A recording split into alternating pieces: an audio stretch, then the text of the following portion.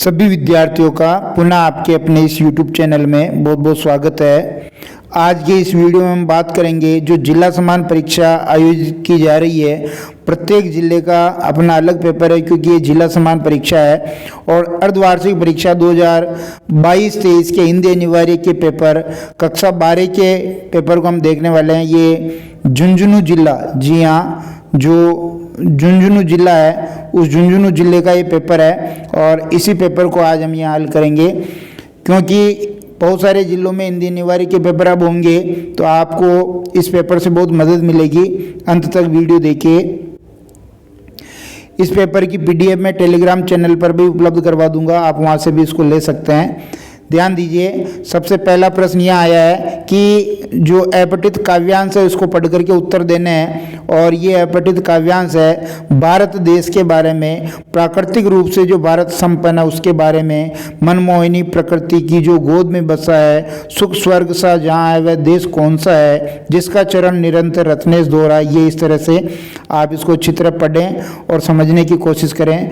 पहला प्रश्न देखिए, पहला प्रश्न कहा कि भारत किसकी गोद में बसा है, तो भारत मनमोहिनी प्रकृति की गोद में बसा है। मन को मोह लेने वाली जो प्रकृति है, मनमोहिनी प्रकृति, इस मनमोहिनी प्रकृति की गोद में भारत बसा हुआ है। ये पहले प्रश्न का उत्तर हो जाएगा। दूसरा देखिए, भारत देश को संसार का शिरोमणि क्यों कहा जाता है? क्योंकि जो भारत है वो एक तो भारत की जो धरती है, इस भारत की धरती में अनंत धनराशि है। अनंत धनराशि का मतलब हो गया यहाँ खनिजों से।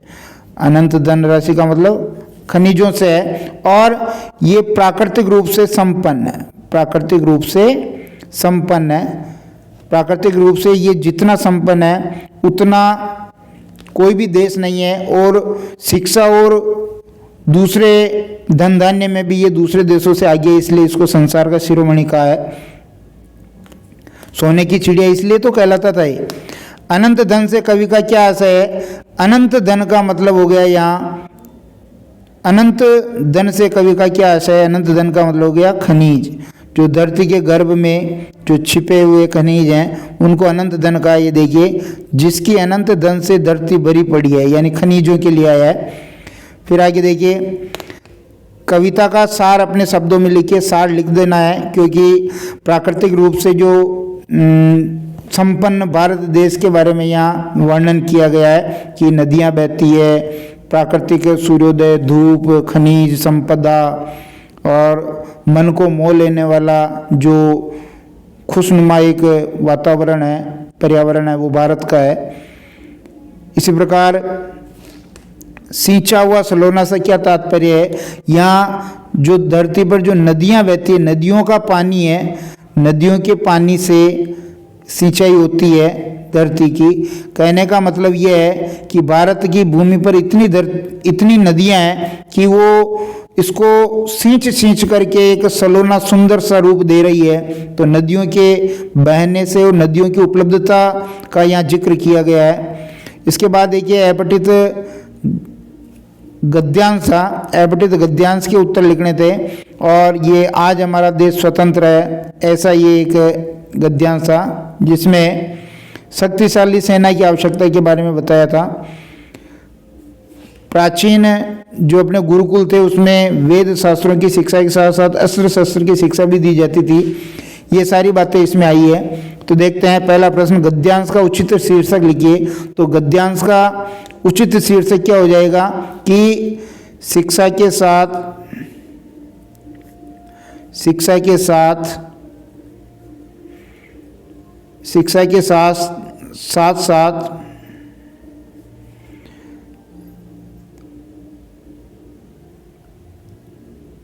अस्त्र शस्त्र की भी शिक्षा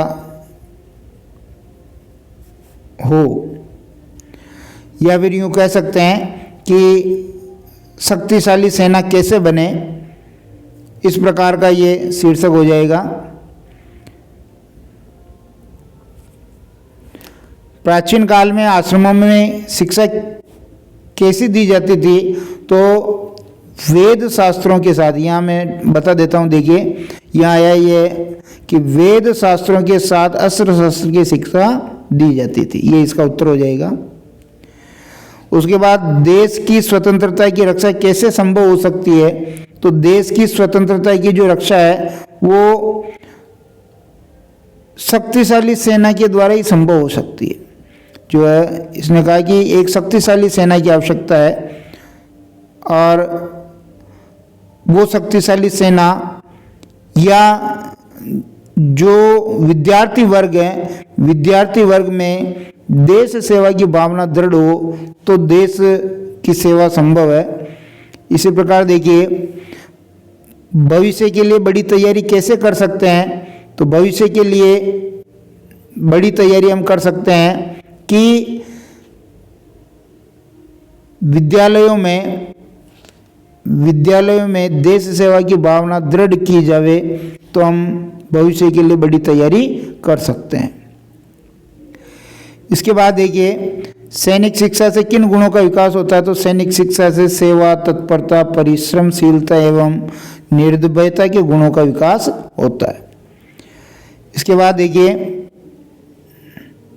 तीसरा प्रश्न यहाँ निबंध का था। जैसा कि मैंने आपको इम्पोर्टेंट निबंध बता रखे हैं उसी में से ये पूछे गए हैं। अनुशासन का महत्व मैंने बता रखा है, स्त्री सशक्तिकरण बता रखा है, तो मोबाइल वाला बता रखा है, ये इम्पोर्टेंट निबंध है। इसी प्रकार देखिए यहाँ पर एक आपको अर्थशास्त्र के पत्र लिखवाया है। सचिव शिक्षा विभाग राजस्थान सरकार की ओर से सचिव स्वास्थ्य एवं परिवार कल्याण विभाग को एक लिखा है जिसमें नियमित स्वास्थ्य जांच का आग्रह किया गया। इसके बाद देखिए ये कह रहा है कि फीचर क्या है, तो सुव्यवस्थित, सृजनात्मक और आत्मनिष्ठ लेखन फीचर है। फीचर और समाचार में अंतर बताना बिल्कुल बता सकते हैं। फीचर में कल्पना का प्रयोग होता है, समाचार में तथ्यों का प्रयोग होता है। फीचर के लिए कोई शब्द सीमा निर्धारित नहीं है, समाचार के लिए शब्द सीमा कम निर्धारित है, यानी फीचर बड़ा हो सकता है, समाचार छोटा ही होगा। इसी प्रकार अंतर लिख सकते हैं। आगे देखिए व्याकरण के कुछ क्वेश्चन यहाँ पर वस्तुनिष्ठ छोटे ने पूछ करके बड़ा पूछ लिया है, हालांकि आपके बोर्ड एग्जाम में ऐसा नहीं आएगा।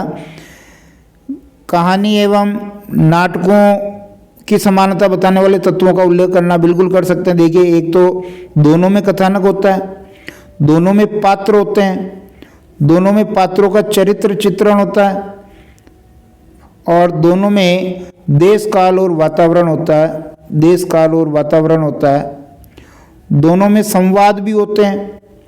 ये कुछ ऐसे तत्व हैं जो दोनों में कॉमन होते हैं, समान होते हैं। इसके बाद देखिए भाषा किसे कहते हैं, यानी विचारों की अभिव्यक्ति का माध्यम भाषा है। जिस माध्यम में विचारों को अभिव्यक्त किया जाए, विचारों की अभिव्यक्ति का माध्यम, विचारों की अभिव्यक्ति का माध्यम भाषा है।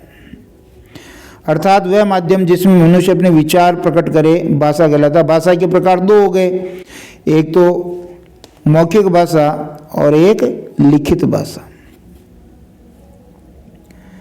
उसके बाद देखिए कि अलंकार किसे कहते हैं।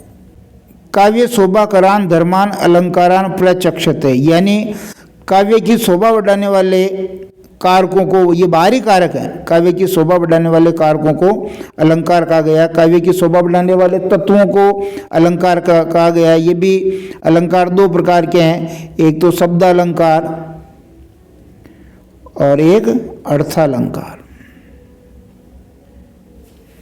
इसके बाद देखिए शब्द शक्ति कितने प्रकार की होती है। शब्द शक्ति 3 प्रकार की होती है, जानते हैं। अभिधा, सीधा साधा अर्थ, लक्षणा, मुख्यार्थ में बाधा और मुख्यार्थ से संबंध रखने वाला अन्यार्थ लिया जाए, और व्यंजना बिल्कुल अलग अर्थ।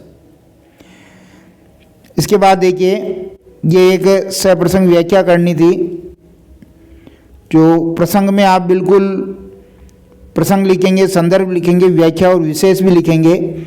इसी प्रकार ये एक चार्ली वाले पार्ट से फिर ये व्याख्या ही है, इसमें भी आपको प्रसंग, संदर्भ, व्याख्या और विशेष लिखना है। ये हरिवंश राय बच्चन दिन जल्दी जल्दी ढलता है, वहाँ से ये व्याख्या आई है।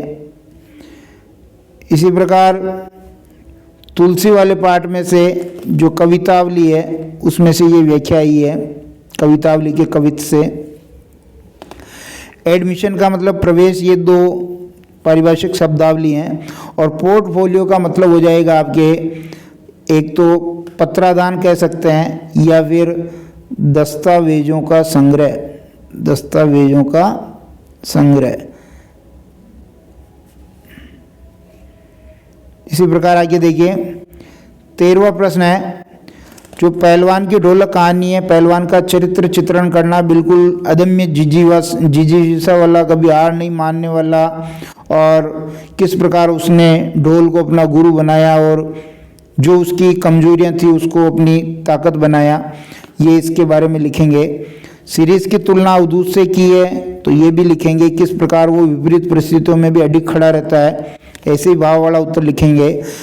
कविता पतंग के माध्यम से कवि क्या कहना चाहता है, जो बालकों की जो खिलखिलाहट है और बालकों के मन में जो पतंग उड़ाने के समय जो उमंग है, उस उमंग और आनंद का यहाँ वर्णन किया है विभिन्न बिंबों के माध्यम से, दृश्य बिंब, श्रव्य बिंब, और कविता के बहाने इसके माध्यम से कवि क्या कहना चाहता, कवि ये कहना चाहता है कि कविता कभी समाप्त नहीं होती, देश और काल के वातावरण में वो बंधी हुई नहीं है, अनंत काल तक वह जीवित रहती है, कविता की खुशबू फैलती रहती है।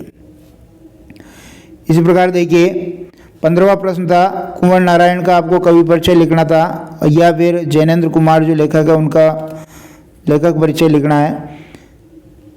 16वां प्रश्न देखेंगे, आनंदा को खेती में कौन कौन से कार्य करने की अनुमति दी गई। बिल्कुल, जब उसको कहा गया कि एक शर्त पर तुझे स्कूल भेजा जाएगा कि जाते वक्त भी खेतों में काम करके जाएगा, वापस आते हुए काम करना, ढोर चराना, बहुत सारे काम, पानी देना ईख में, ये सब काम उसको कहे गए थे। इसके बाद देखिए पाठ में जो हुआ होगा वाक्य में, 17वां प्रश्न कह रहा है कि पाठ में जो हुआ होगा वाक्य में आप इस जो हुआ होगा कि कितने अर्थ छवियां खोज सकते हैं। तो यहाँ ध्यान दीजिए, बहुत ही अच्छा प्रश्न है यहाँ।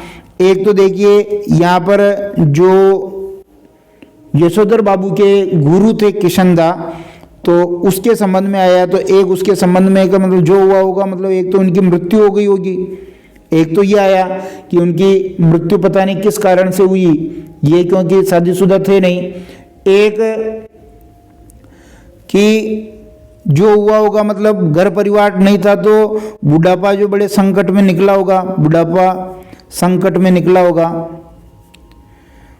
क्योंकि घर परिवार था नहीं, गांव चले गए थे तो बुढ़ापा संकट में निकला होगा।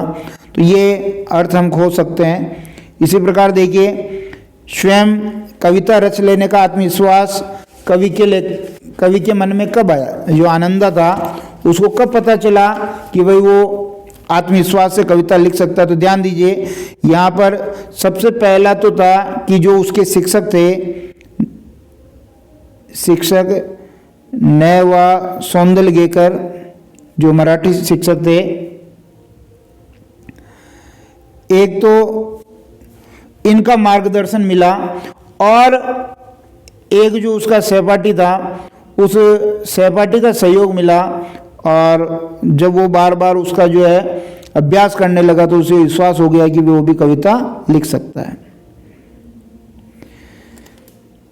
सिंधु सभ्यता साधन संपन्न थी, भव्यता का आडंबर नहीं था। देखिए वहाँ पर बहुत सारी चीज़ें मिली है कि अगर आप देखेंगे तो जो सिंधु घाटी सभ्यता थी उसमें एक तो नालियाँ मिली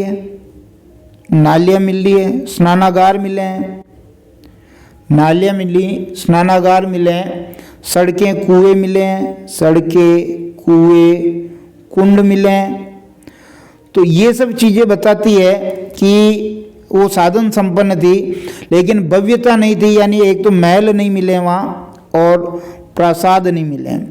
तो इससे पता चल रहा है कि भाई वहाँ आडंबर नहीं था, जो सामान्य जनजीवन था वो सुविधाएं वहाँ थी। मोहनजोदड़ो का अर्थ क्या होता है, तो मोहनजोदड़ो का अर्थ होता है मुर्दों का टीला। क्या होता है? मुर्दों का टीला। बहुत ही अच्छा प्रश्न है, मुर्दों का टीला। और एन फ्रैंक ने अपनी डायरी में किस काल की घटनाओं को लिपिबद्ध किया? तो द्वितीय विश्व युद्ध। द्वितीय विश्व युद्ध, जो द्वितीय विश्व युद्ध आपको पता होना चाहिए कब चला, ये 1939 से लेकर के 1945 तक चला था। तो इस काल की घटनाओं को उसने अपने डायरी में लिखा है। आपको ध्यान है कि जो जर्मनी का शासक था हिटलर, उसने जो हॉलैंड के यहूदी थे उनको पकड़ पकड़ करके यातनाएं देना शुरू कर दिया था। तो उसी समय की यातनाओं को इस डायरी में लिखा गया है एन फ्रैंक के द्वारा। और ऐसे बाजार दर्शन के आधार पर बाजार के जादू को स्पष्ट करना है और बचने के उपाय लिखना है। मन खाली नहीं होना चाहिए, ये मूल बात है। और आर्थिक पहलू से भी जाति प्रथा हानिकारक प्रथा है। इस दृष्टिकोण में आप क्या विचार रखते हैं? जो भीमराव अंबेडकर वाला पार्ट है वहाँ से ये प्रश्न है। तो निश्चित रूप से आप का ये पेपर अच्छा हो गया होगा, या जो अब पेपर देने जाएंगे वो इन प्रश्नों के उत्तर देखे जाए, उनको बहुत ही लाभ मिलेगा। और हम दूसरे जिलों के पेपर भी हल करेंगे ताकि आपको ज़्यादा से ज़्यादा फायदा हो, बोर्ड परीक्षा में भी फायदा हो। धन्यवाद।